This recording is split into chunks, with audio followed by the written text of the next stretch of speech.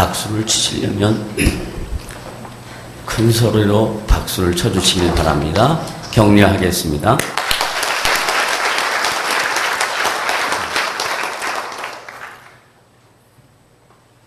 오늘은 사도 바울이 로마서 4장에서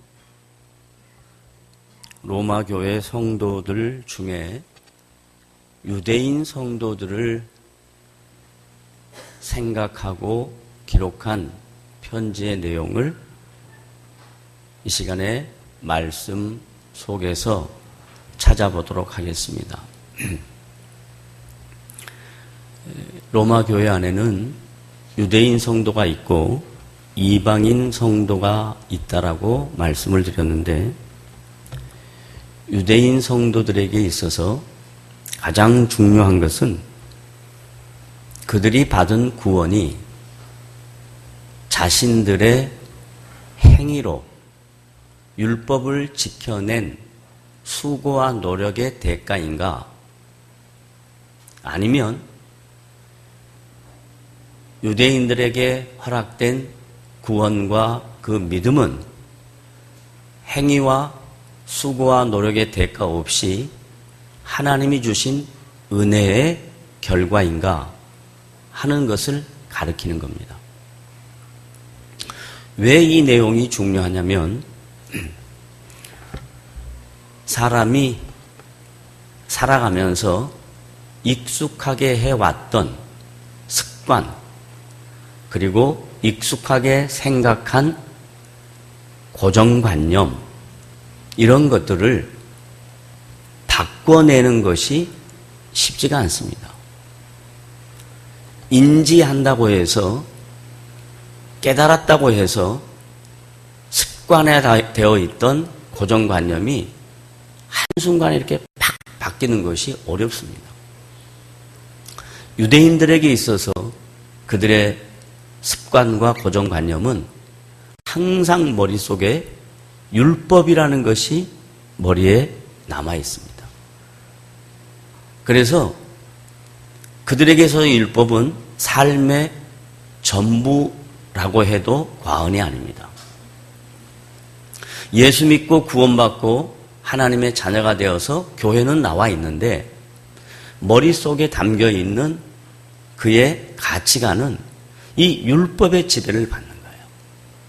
그래서 이 율법은 항상 행위, 그리고 그 행위를 위한 수고, 자신의 노력, 이게 율법의 본질이거든요. 내가 어떤 행위를 했는가, 그 행위를 하기 위해서 내가 어떤 수고를 했는가, 그리고 어떤 노력의 대가를 내가 치렀는가 하는 것이 머릿속에 꽉 차 있단 말이에요. 그래서 사도 바울은 로마 교회 성도들에게, 특별히 유대인 그리스도인들에게, 믿음은, 구원은 행위나 노력이나 대가의 결과물이 아니다. 하나님이 주신 은혜이며 선물이다 라는 것을 오늘 로마서 4장 1절부터 8절까지 본문 말씀을 통해서 그걸 강조하는 것입니다. 그러면서 유대인들의 신앙의 대상이 되었던 조상이 크게 아브라함, 모세, 다윗, 이 세 사람이 유대인들 머릿속에 신앙의 위인들로 박혀 있습니다. 그런데 사도 바울은, 그리고 예수님은 믿음이라는 걸 설명하고 구원이라는 것을 선포할 때 유대인들이 잘 알고 있는 신앙의 위인인 아브라함, 다윗, 이 두 사람을 딱 뽑아냅니다. 그래서 이 두 사람을 통해서 하나님이 이루실 구원, 그리고 온 인류에게 허락된 믿음의 결과의 산물로 하나님의 자녀됨, 이건 어떤 것이냐? 이걸 예수님이 이 세상에 하나님의 아들로 오셔서 신약 성경 처음 시작할 때 가장 중요한 메시지로 이런 내용을 기록합니다. 구약 성경에서 창세기 1장 1절에 신구약 성경의 가장 중요한 내용으로 창세기 1장 1절을 설명하듯이 다 같이 창세기 1장 1절 시작. 태초에는 아는데 그 다음에는 잘 모르겠어요. 다시 시작. 태초에 하나님이 천지를 창조하셨다. 그러니까 다른 말로 말하면 창조주이신 그 하나님이 온 인류 역사를 어떻게 이끌어갔느냐 하는 게 기독교의 시작입니다. 하나님은 피조물이 아닙니다. 하나님은 창조주입니다.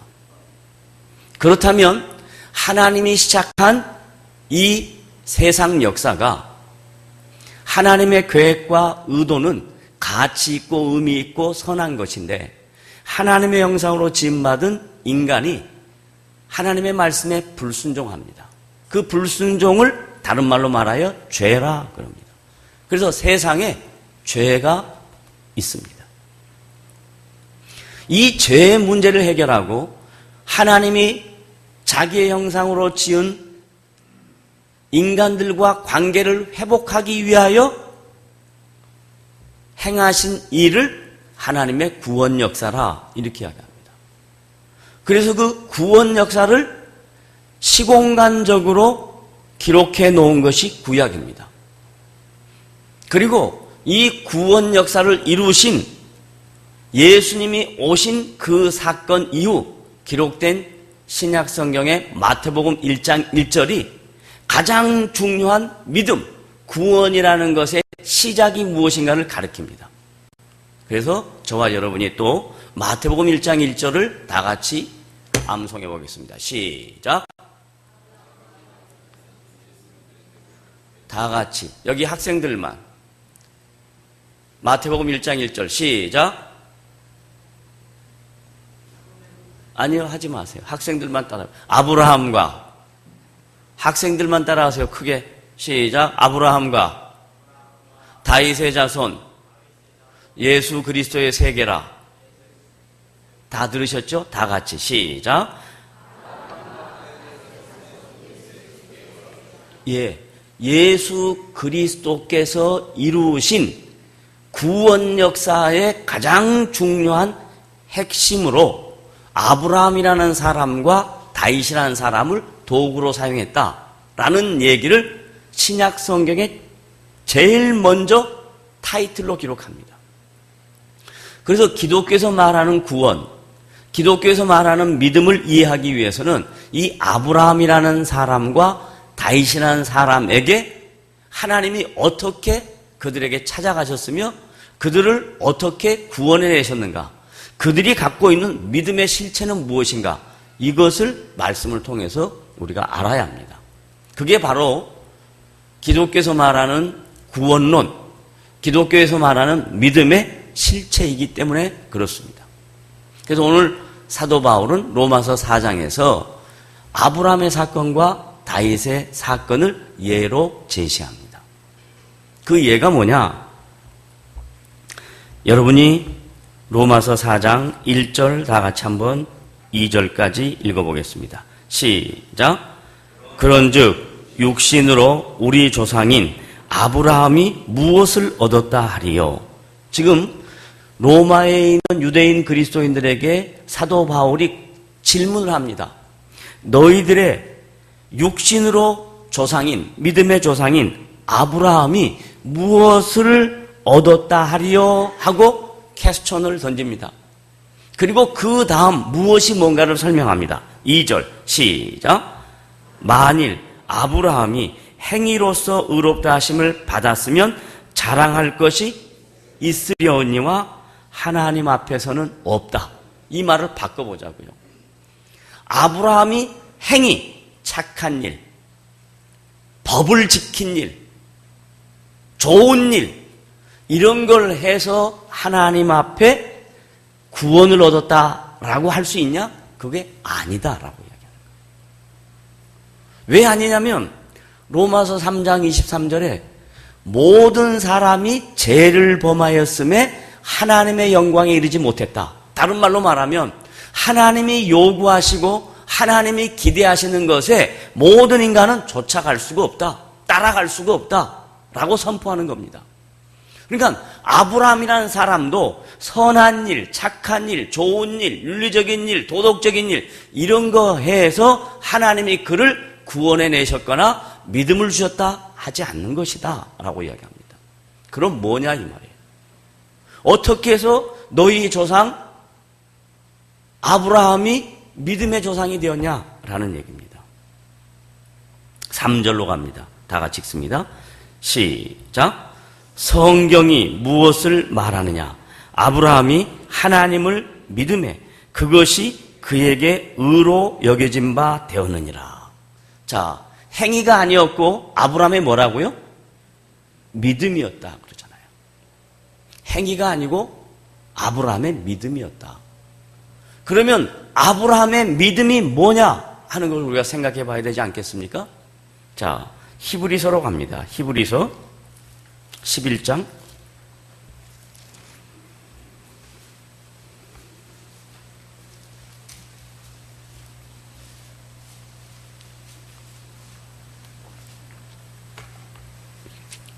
8절부터 갑니다.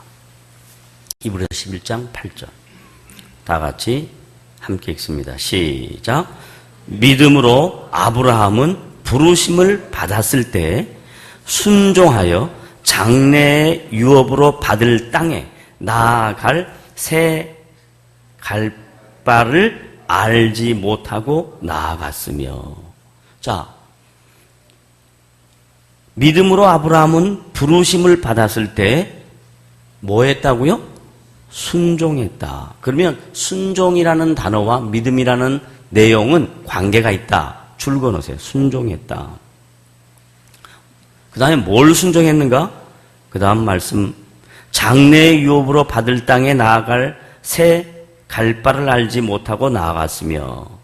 자, 저를 보십시오. 저를 보십시오.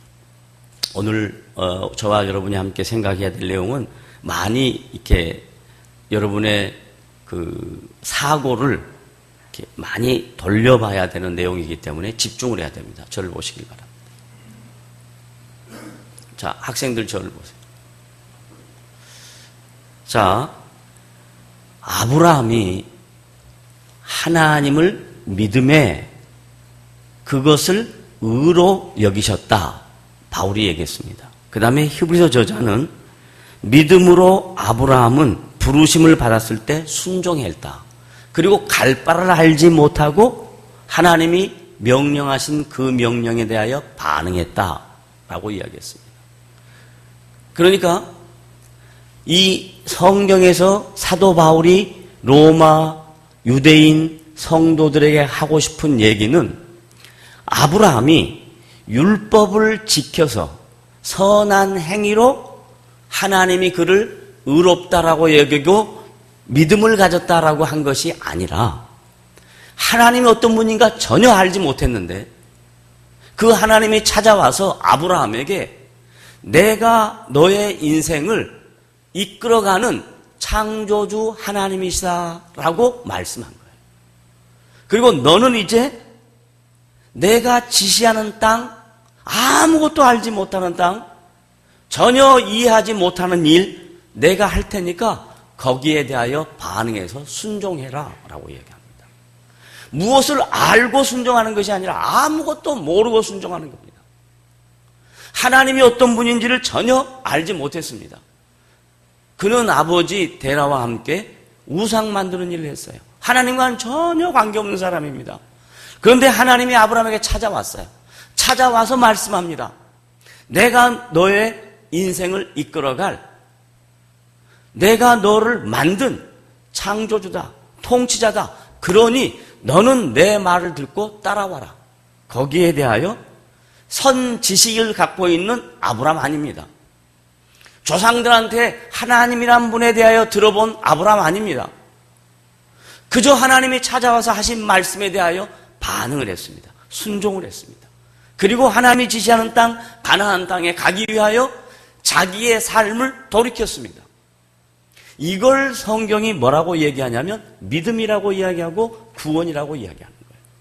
구원이라는 것은 출발점이 인간 개개인으로부터 출발하는 것이 아니라 구원은 하나님으로부터 출발하는 건데, 그 하나님이 찾아와서 우리에게 노크할 때, 성령께서 우리의 마음에 와서 노크할 때 우리가 거기에 대하여 선 지식이 없어도, 아무런 것을 몰라도 거기에 대하여 반응을 하는 겁니다. 하나님이 창조주이신 걸 믿는 겁니다.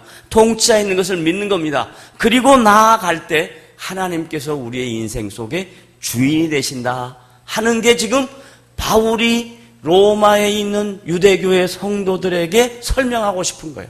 왜냐하면 그들이 이해하고 있는 신앙은 율법이라는 것이 머릿속에 꽉 차 있으니까 자꾸 행위적인 관점으로 내가 무엇을 해야 되는가, 내가 어떤 선한 일을 해야 되는가, 율법을 지켜야 되는가, 여기에만 집중되어 있단 말이에요.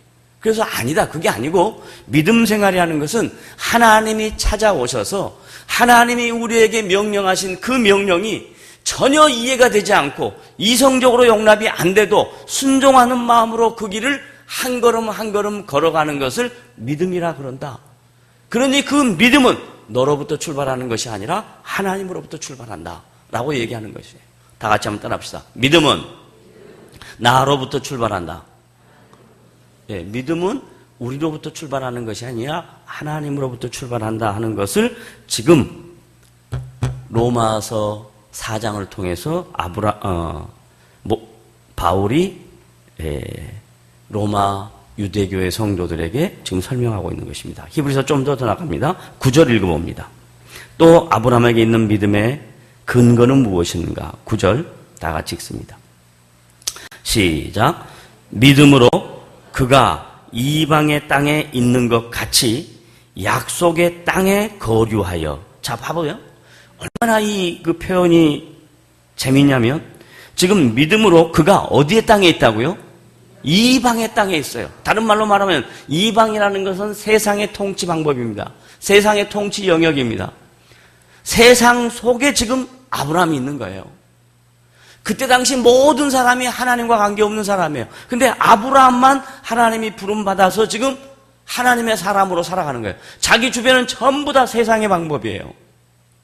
그런데 믿음으로 그가 이방의 땅에 있는 것과 같이 어디의 땅에 거류하여? 약속의 땅에 거류하여. 지금 세상에 발을 딛고 사는데 자기의 마음속에, 자기의 삶 속에는 약속의 땅 안에 있는 거예요. 지금 약속의 땅 가지 않았어요. 가나안 땅에 가지 않았어요.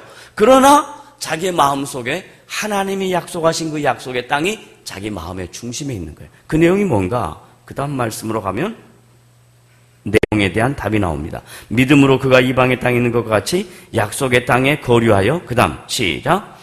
동일한 약속을 유업으로 함께 받은 누구? 이삭, 자기 자식. 그 다음 또 누구? 야곱과 더불어 어디에 거해야 돼요? 장막에 거하였으니. 그 이유, 세상 속에서 장막같이 아주 소수의 사람, 모든 사람들은 다 다른 길을 가는데 소수의 아브라함과 이삭과 야곱, 자기 조상들, 자기 후손들만 장막 속에 거하며 하나님의 통치를 받고 있다 이 말이에요. 왜 그랬냐? 10절 다 같이 시작. 이는, 왜냐하면 왜 그랬는가? 그 이유는, 이는 시작. 그가 누구예요? 아브라함과 이삭과 야곱, 자기 후손들이에요. 그가, 그 다음 시작. 하나님이 계획하시고 지으실 터가 있는 성을 뭐했다? 바라보았다 그러잖아요. 지금 자기 실체 앞에는 뭐만 있냐면 하나님을 알지 못하는 수많은 세상 사람들이 있습니다. 그런데 지금 아브라함은 그 사람들이 보이지 않고, 아브라함 뭐가 보이냐면 앞으로 하나님이 계획하시고 지으실 터, 오실 예수 그리스도, 그를 믿음으로 바라보는 거예요. 지금 눈앞에 없습니다. 세상 사람들은 다 다른 길을 갑니다. 전부 다 대다수가 살아가는 삶의 방법이 아닌 소수의 무리가 살아가는 방법으로 하나님이 계획하시고 지으실 터, 하나님이 하실 일, 그걸 바라보는 거예요. 그걸 성경이 뭐라고 이야기하냐면 믿음이라고 이야기하는 거예요. 하나님이 찾아오셔서 앞으로 이루어 가실 하나님이 계획하시고 지으실 터, 이걸 바라보는 거예요. 그걸 바라보는 것을 성경이 믿음이라고 얘기합니다.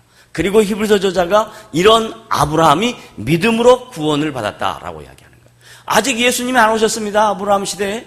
그런데 아브라함이 하나님이 계획하시고 지으실 터를 바라보며 하나님을 믿는 그 믿음, 오실 메시아를 믿는 그 믿음, 그것을 보고 그를 믿음의 조상으로 세우셨다라고 바울이 로마 교회 유대 성도들에게 하는 말씀입니다. 그렇다면 이 말씀이 저와 여러분에게는 어떤 의미가 있냐 이 말이에요. 우리가 신앙생활하면서 많은 부분에 갈등을 느끼는 게 뭐냐면 구원받았냐에 대한 구원의 확신입니다.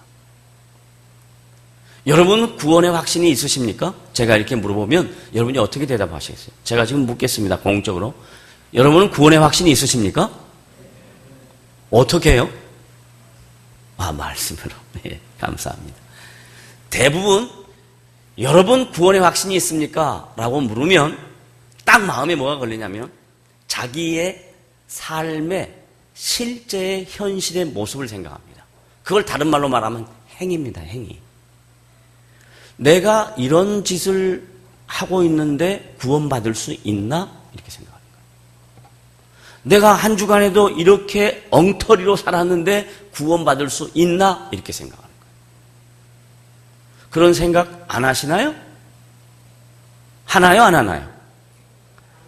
안 해요? 그런 생각 대부분 합니다. 왜 그러냐면 여러분 머릿속에 한국인들은 이 신앙을 이해할 때 인과 응보로 신앙을 이해합니다. 유대인들은 율법으로 신앙을 이해하고 우리 동양 사람들은 인과응보로 신앙을 이해합니다. 그래서 어떤 원인이 있었기 때문에 이런 결과가 있었다라고 생각하는 겁니다. 오늘 아침에 그런 일이 없었겠지만 여러분이 설거지를 하다가 설거지하는 도구가 떨어져서 깨졌다고 해봐요. 그럼 여러분은 머릿속에 딱 무슨 생각이 납니까? 뭔 생각 납니까? 오늘 조심해야 되겠구나. 이런 생각 하시죠?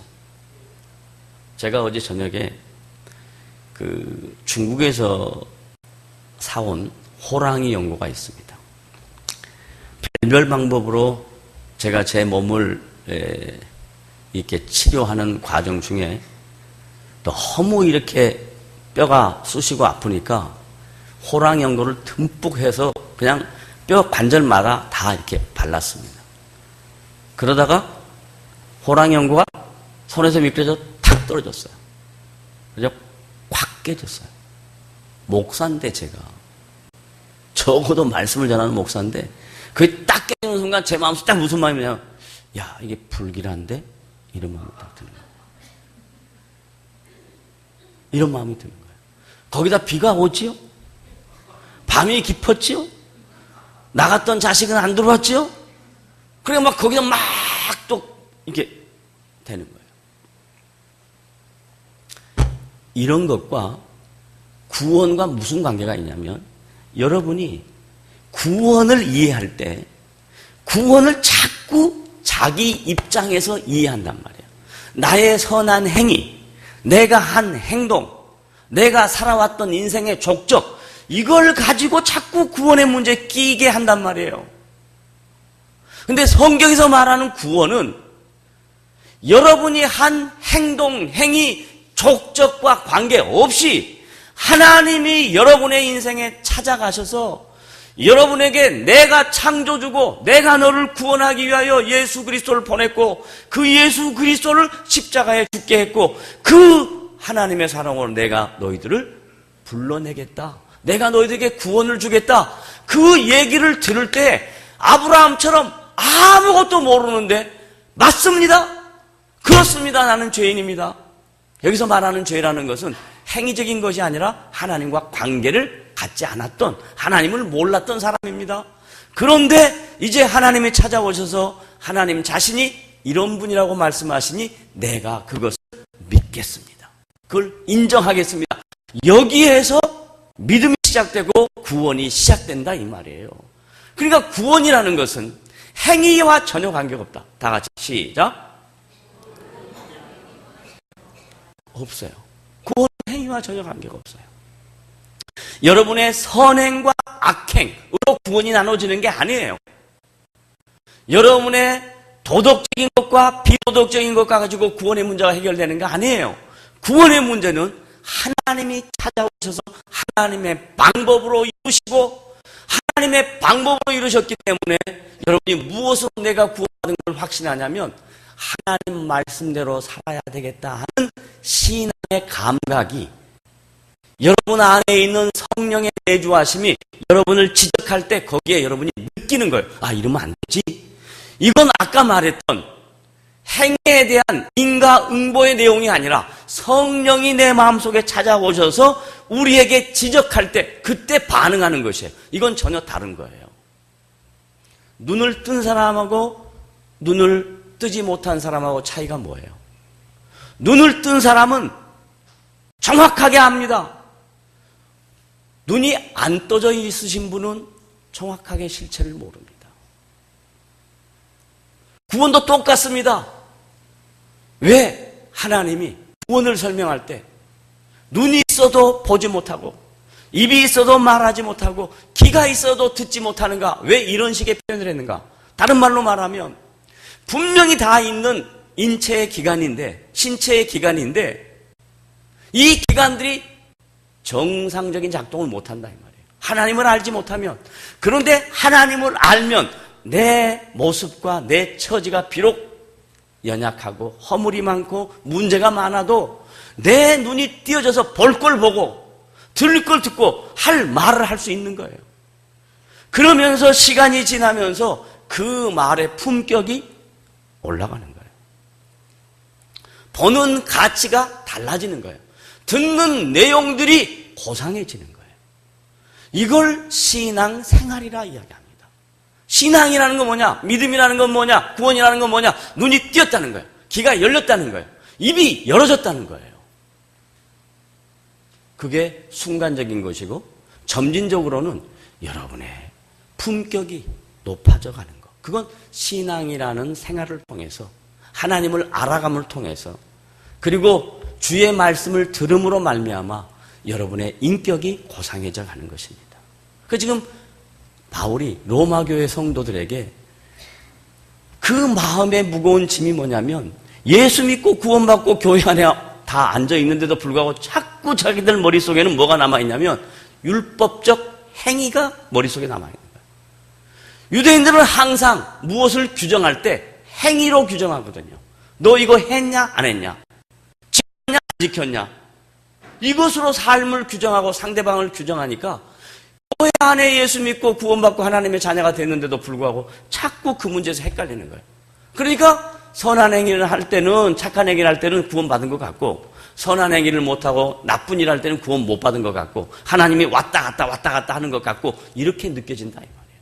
그게 아니다 라고 설명하는 겁니다. 다시 한번 정리하겠습니다.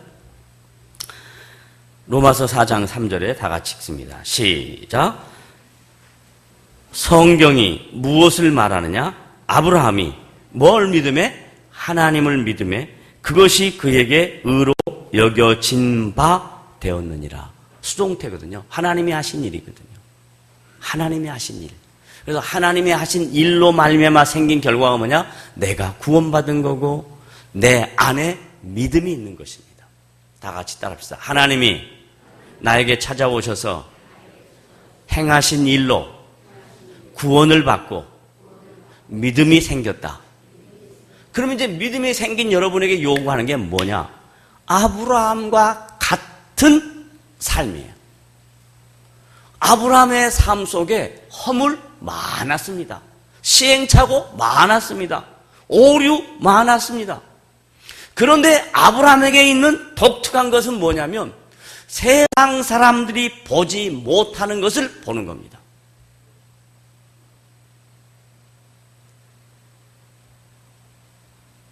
예수를 믿는 성도들이 가져야 될 삶의 가치관은 뭐냐? 우리가 오류가 있습니다. 시행착오합니다. 연약합니다. 허물이 있습니다. 그러나 저와 여러분의 마음속에 세상 사람들이 보지 못하는 것을 봐야 돼요. 그게 뭐냐? 하나님이 계획하시고 지으실 터. 다 같이 시작. 누가 계획하신다고요? 그런데 여러분은 여러분의 인생을 여러분이 플랜을 짭니다.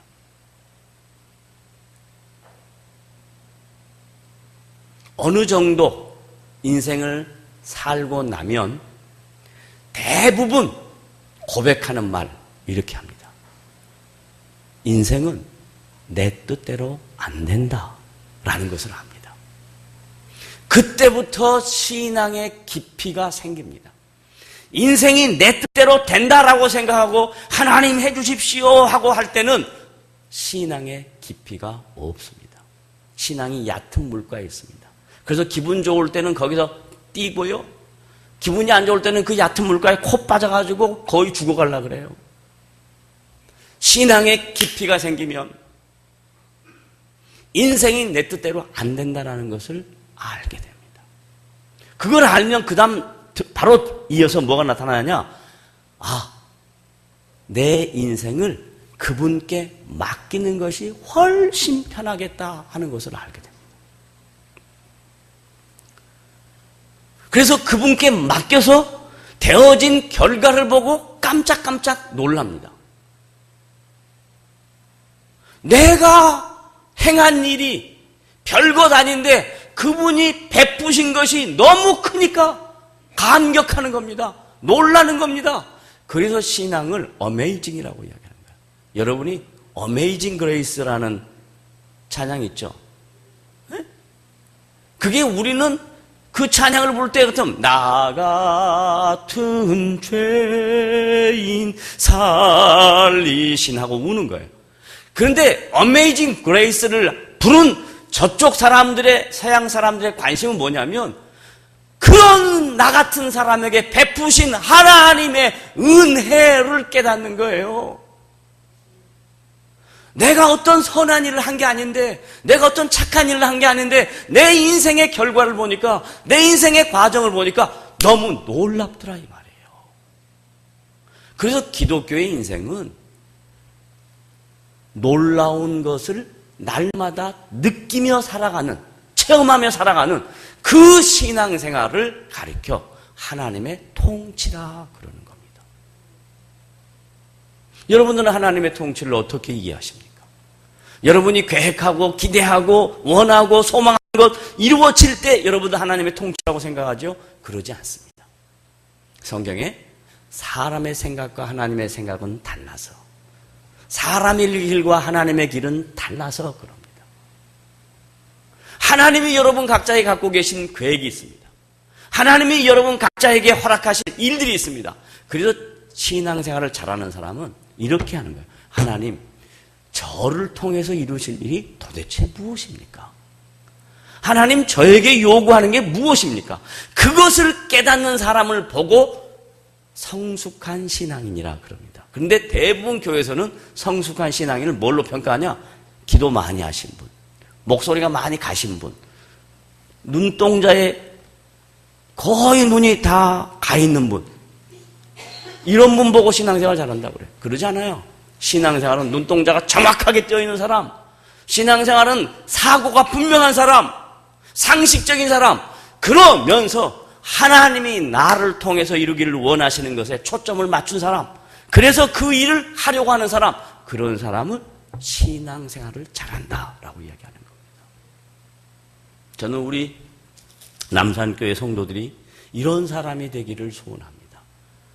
내가 기대하는 것을 하나님이 이루어주시는 것에 대하여 관심을 갖는 사람이 아니라 하나님이 나를 통해서 이루실 일에 대하여 초점을 맞추고 그 일에 대하여 반응을 하고, 그것이 지금 당장 눈에 보이지 않지만 하나님이 계획하신 것이라면 분명히 결과로 나타날 것을 믿음으로 나아가는 그런 사람이 되시기를 주님의 이름으로 부탁을 드립니다. 이게 히브리서 저자가 아브라함의 믿음을 설명하고 그 아브라함의 믿음의 내용의 실체를 증거할 때 하나님이 계획하시고 지으실 성을 바라봤다라고 이야기합니다. 그건 결국 예수 그리스도십니다. 그러니까 다시 돌아가면 우리의 삶의 모든 근거는 예수 그리스도가 중심입니다. 예수님이 요구하시는 것이라면 내가 반응할 때 그걸 믿음이라고 이야기합니다. 근데 우리는 내가 요구하는 것을 예수님이 들어줄 때 그게 믿음이 좋은 사람이라고 이렇게 이해를 한단 말이에요. 성경과 완전히 다른, 전혀 다른 가치관을 갖고 있어요. 예수님이 요구하는 것을 내가 이루어 드리는 것. 정리합니다. 지금 로마서 4장 1절로부터 8절까지 말씀 속에 로마 유대교회 로마에 있는 유대인 성도들에게 바울이 하고 싶었던 얘기가 뭐냐면 너희들 머릿속에 있는 믿음의 조상이 있는데 그 믿음의 조상은 아브라함, 모세, 다윗 이런 사람이 핵심적인 인물이다. 너희들이 이해하고 있는 믿음의 조상의 인물이다. 그런데 그 중에 아브라함부터 내가 설명해 줄게. 그 아브라함은 마태복음 1장 1절에 예수님의 족보에 나온다. 다른 말로 말하면 하나님이 이루신 구원 역사의 시작으로 아브라함이 첫 사람으로 등장한다. 그런데 그 아브라함의 믿음이 아브라함으로부터 출발했냐 아니면 하나님이 아브라함에게 찾아왔냐? 하나님이 아브라함에게 찾아왔다. 그래서 그 아브라함이 하나님을 만나고 난 다음에 어떻게 반응했냐? 세상 사람들은 다 세상 속에서 사는데 그는 장막, 아주 좁은 곳, 소수, 사람들이 다 가는 길이 아닌 길, 그 길을 가고 있는데 그 길을 가면서 무엇을 바라보고 갔냐? 그의 인생의 목표가 뭐였냐? 하나님이 계획하시고 하나님이 지으실 성, 터, 그걸 바라보고 한 걸음 한 걸음 한 걸음 갔다. 그것을 보고 성경 저자가 아브라함을 믿음의 사람이다 라고 얘기한다. 그럴 때 아브라함이 그의 인생에 허물이 없었냐? 오류가 없었냐? 실수가 없었냐? 자가당착이 없었냐? 다 있었다. 우리처럼. 그런데도 불구하고 그를 믿음의 사람으로 인정해 주시니 너희들도 신앙생활을 할 때 믿음이라는 것과 구원이라는 것을 너희들의 행위로부터 출발하지 마라. 하나님이 찾아오신 그 구원으로부터 출발해라. 그리고 그 구원은 완성을 위하여 한 걸음 한 걸음 나아가는 신앙생활이라는 삶이 여러분에게 주어진다. 그 신앙생활하는 저와 여러분이 어떻게 해야 할 것인가 초점을 주님께 맞추고 주님이 요구하시는 인생을 살아가는 것이 신앙생활의 정도다라는 것을 압축적으로 제가 설명을 해드렸습니다. 자, 이 말씀을 듣고 다음 주에 한 번 더 얘기하겠지만 이 말씀을 듣고 여러분 마음속에 이렇게 정리하시길 바랍니다. 내가 얻은 구원은, 내가 믿는 믿음은 나로부터 출발한 것이 아니다. 다 같이 시작. 내가 믿은 구원은, 다시 내가 믿은 구원은 나로부터 출발한 것이 아니다. 하나님께서 허락하신 이 믿음과 구원은 절대로 흔들리지 않는다. 그걸 믿는 거예요. 그리고 여러분 각자에게 갖고 계신 하나님의 계획이 무엇인지를 여러분은 신앙생활이라는 걸 통해서 말씀을 통해서 깨달아가는 거예요. 하나님이 나에게 요구하는 게 뭘까? 제가 오늘 여러분에게 던지는 화두는 이겁니다. 여러분 각자에게 요구하시는 하나님의 계획을 한 주 동안 묵상해 보시길 바랍니다. 하나님이 나에게 요구하는 게 뭘까? 내가 하나님께 요구하는 것을 기도라는 행위로 계속 하지 말고 하나님이 나에게 요구하는 것이 무엇인지 가르쳐 주십시오. 하나님. 이렇게 기도를 바꿔보십시오. 그러면 분명 여러분의 인생 속에 하나님이 이루시는 놀라운 일이 일어날 줄로 믿으시기를 바랍니다. 이걸 믿음이라 그래요. 기도하겠습니다. 하나님 아버지, 오늘도 우리에게 주의 말씀으로 권면하시니 감사합니다. 이 말씀 잘 정리해서 우리의 신앙생활에, 우리의 믿음의 확신에 유익 있게 하시고 우리에게 베푸신 구원과 믿음은 우리로부터 출발한 것이 아니라 하나님으로부터 출발하신 것이라는 것을 말씀을 통해서 배웠으니 이제 하나님의 은혜 안에 있는 하나님의 자녀가 이 세상을 살아갈 때 하나님께서 나에게 요구하시는, 주인이 나에게 요구하시는 것이 무엇인지를 정확하게 깨닫고 주어진 인생을 그 길을 위하여 살아가는 복된 사람들이 되도록 도와주시옵소서. 예수님의 이름으로 감사하며 기도드리옵나이다. 아멘.